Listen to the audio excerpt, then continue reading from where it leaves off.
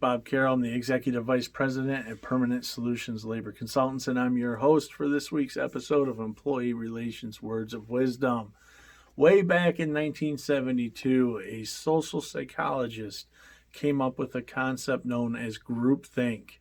And you've probably experienced this if you've been part of a task force or a think tank, and your leadership has asked you to come up with ways to make their visions come true.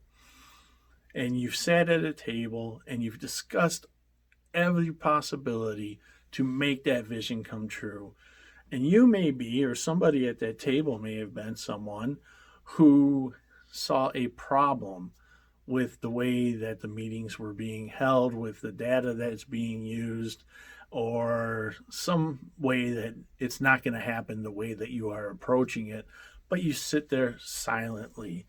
And there's a psychological reason for this, and it's done unconsciously, because you have to remember, when you're at work, you're part of a social circle. When you're sitting there at those think tank meetings, you're part of a team. You want to go with the flow. You want to go with the process. You do not want to be ostracized by having a different idea than everybody else that's involved. That's perfectly normal. But if you don't speak up, you can have catastrophic results. Things aren't going to work. You could be right. So my suggestion is, first of all, to the leaders out there, let your team do the group thinking by themselves. Because group thinking can work.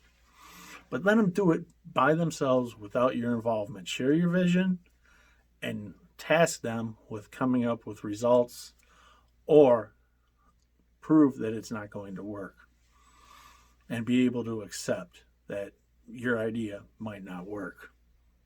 Okay, that's number one. Because if you're there as a leader, guess what? They're just going to give you the answers you want to hear. And a true leader wants to hear reality, and they want to make things come to fruition. Number two, if you are a person that's in that meeting and you have a thought or a feeling, or you know 100% that you are correct, that they're going in the wrong direction and that project is going to fail, have the courage to speak up. Okay, maybe they do ostracize you. Maybe they do dismiss you out of the social circle for a little bit. But if you're right, you're right. And listen, if you're wrong, you're wrong. But at least you had the courage to speak up, because remember, the end game here is to make your leader's vision come true. And lastly, if I believe it's a very good idea, if you have the opportunity, bring somebody in from outside of your organization to take part in those meetings. Somebody that doesn't care about the social status, someone that doesn't care if they're ostracized, somebody that only cares about results. That way, you have somebody in the room that will give the open, honest opinion. Those are just three very simple ways to make groupthink work better for you.